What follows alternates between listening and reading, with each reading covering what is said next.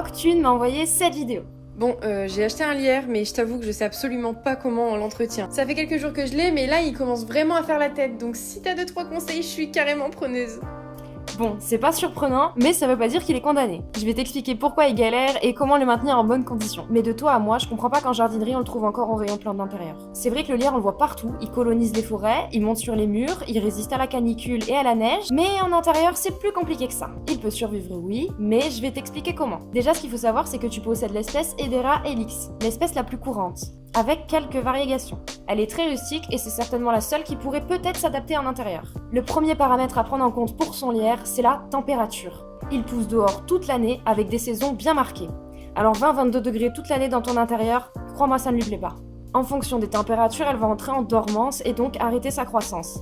Période très importante pour elle afin qu'elle ne s'épuise pas. Je te conseille dans ces cas-là, si tu remarques des signes d'épuisement, que les nouvelles feuilles ne se forment pas, de la mettre un petit peu dehors ou près d'une fenêtre. Sache qu'au quotidien, elle préférera une température entre 10 et 18 degrés, donc trouve-lui quand même un endroit frais. L'humidité des feuilles et du sol peut poser problème également. Dans la nature, elle aura tendance à se placer à des endroits pour éviter les courants d'air. Elle ne supporte pas être détrempée 24 heures sur 24, mais elle ne supporte pas la sécheresse non plus.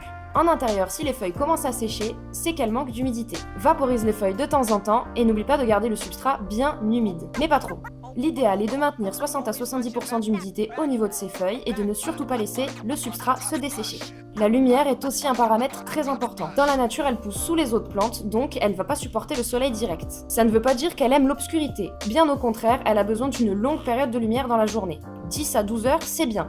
Au niveau du substrat, si t'as envie de bien faire, il faut juste bien drainer. 50% terreau, 50% perlite, c'est parfait. Au final, le plus important à retenir, c'est de lui offrir une période de dormance, autrement elle s'épuise et elle meurt.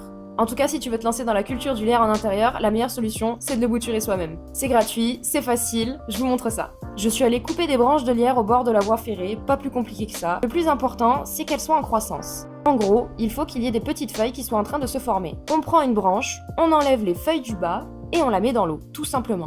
Comme d'habitude, je vais mettre une petite goutte d'eau oxygénée, ça optimise grandement la formation de racines. Voilà, au moins c'est gratuit et j'ai pas dépensé un seul centime pour une plante qui va sûrement galérer à arriver chez moi.